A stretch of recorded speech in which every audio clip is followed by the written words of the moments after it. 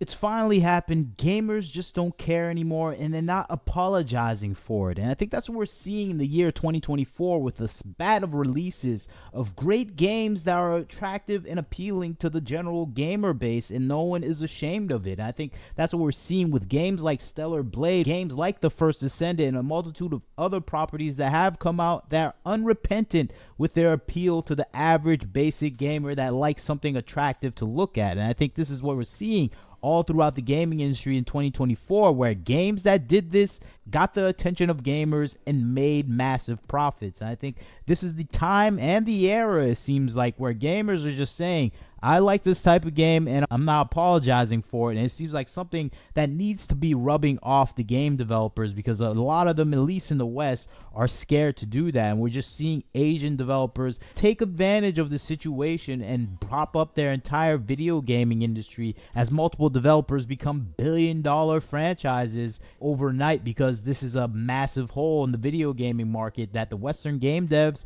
are actively avoiding. At least that seems to be the case for what we're seeing in the Western games development sphere, where it's just impossible to see any characters of any sense of attractiveness in any type of game. And I think that's the thing that is throwing off gamers when they go to Eastern developers and they start playing these games that are unrepentant with their standards of beauty and their ability to engage the fan base in the properties that they have developed. And I think that's the thing that is throwing people off in 2024, where gamers are realizing Eastern developers are doing the things they want and they're moving towards those game developers and games associated with it. And I think that's the thing playing out in the year 2024, where gamers just don't care anymore about the names being thrown at them, whether they call them sexist, misogynist, racist, bigots.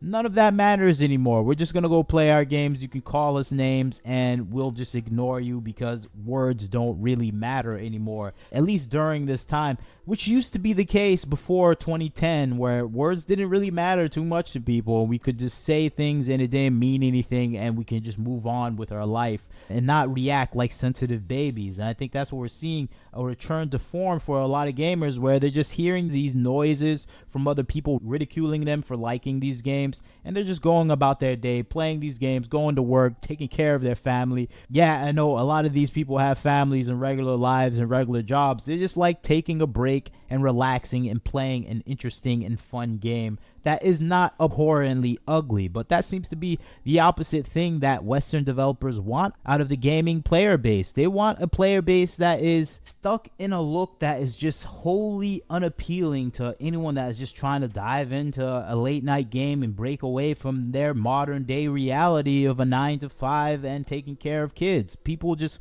want to escape, and that is not the thing that Western game developers are offering to them. They're trying to just drag everyone back into the malaise of modern day life and beat their head in with progressive political takes that are just uninteresting and most of all boring. If it was actually interesting, it would be fun, and if they actually had the skills to make a good game, game players would respond to it positively. But that is not the case. We're getting people that don't know how to make games, that don't know how to tell a story, and ultimately create ugly design characters on purpose, trying to get us to buy their games. And I think the year 2024 is the year where those games massively failed. And you can see this with a list of games that have come out and flop, where people are saying this is a horrible year for gaming in 2024, while the gamer that loves playing dynamic, beautifully designed games and seeing the games that are not like that failing, it's been an excitingly good year, because the games that you wanted to fail, all of them failed. I'm talking about Awakening, Unknown 9, Skull and Bones, Kill the Justice League, Dragon Age, Failguard,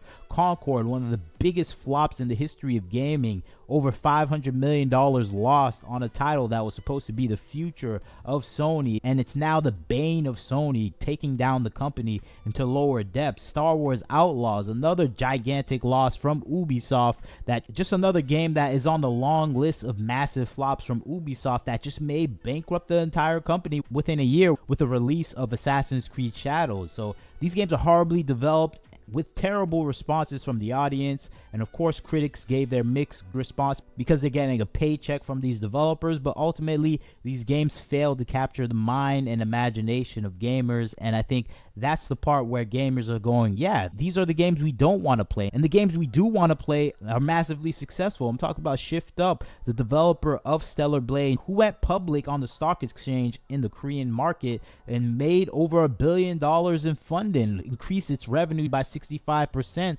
thanks to the release of Stellar Blade, and making over $750 million in 1.5 years with this other game that has that same charm and elements that we saw in Stellar Blade. These are just one of the many successes in the gaming industry where a developer is not apologizing for making a game for gamers to relax in its visual beauty. And I think that's what Nikke and Stellar Blade epitomize, where it's good gameplay, passionate mechanics, and world building with beautifully designed characters. And I think this is what makes a great complete package for a video game nowadays. And I think for the past 5 to 10 years, that type of package has been ridiculed incessantly. And I think seeing this kind of return to form, as all the Dragon Age Veilguard reviews would say, is what we're seeing with gaming nowadays, where these well-defined elements that were always in gaming are coming back and propping up the gaming industry as it fails miserably. Of course, what's happening with Ubisoft is going near bankruptcy. Star Wars Outlaws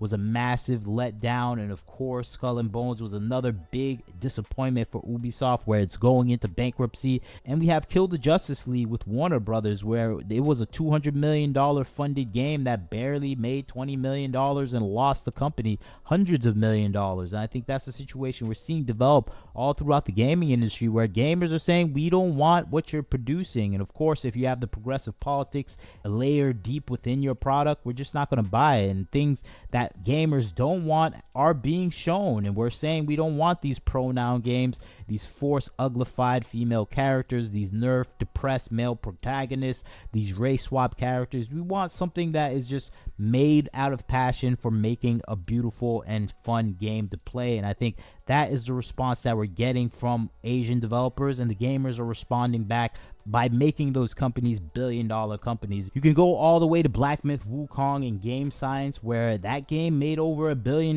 in 1 month, just sticking to its morals and principles of how to make a quality game in line with the player bases that they're trying to appeal to. And I think this is the thing that is extremely lacking in the video game industry, and it's fun to see it actually surface out in East Asian developers while Western developers crash and burn. But that is the fun thing that we're seeing in the industry nowadays, where there's a divide where these progressive philosophers want to try to take you down and teach you and learn you about the facts of modern day philosophies that have nothing to do with having a fun game, or they're Eastern developers just making something fun and interesting and evocative to look at. And I think that's the thing that Western developers are failing to see, and that is the thing gamers across the world are now accepting from Eastern developers, where we're just getting something fun, beautiful, action-packed, and actually has passion from real-time developers that like what they're doing. I think when we see games like Dragon Age Veilguard, we see a game that is just not made with the passion of a developer. We see it being made with the insane dogma of a religious cult or a political philosophy. And I think that is the thing that's pushing away gamers, where we feel your hatred of the genre that you're working in, but we feel the passion of the ideology that you want to force down our throats. And I think that's the dichotomy that's pushing away the average gamer from modern day games and pushing them towards Eastern game developers that don't have that dogmatic political philosophy at the forefront of gaming. The thing they have at the forefront of developing a game is actually making a fun game. Secondly, making something beautiful to look at. And thirdly, keeping the gamer there to make a profit. And I think those are fine attributes to have as a game developer, and I'm hoping that will stay to be the case with Eastern games. Of course, we know DEI is influencing all parts of the industry, but so far in what we're seeing from Korea, China, and Japan, we still have a ways to go before those industries are destroyed, because they're putting out nothing but heat in 2024 and for the foreseeable future. But that's just my thoughts on the situation. You can see this happening with Nier Automata Stellar Blade, that remix and collaboration. That is just proof that we're still getting some really good product from game developers that really are not apologizing to anyone and are welcoming gamers that are not apologizing and don't care about the noise from these activist journalists or developers or social media influencers. But that's just my thoughts on the situation. I'd like to hear your thoughts. What do you think about gamers not apologizing and the developers in the East delivering on those non-apologies with quality gaming and delivering without apology on their own great games in response? But you leave your comments, tell me what you think. Like, comment, share, subscribe. This is Wagner Knows Why. Catch you next time.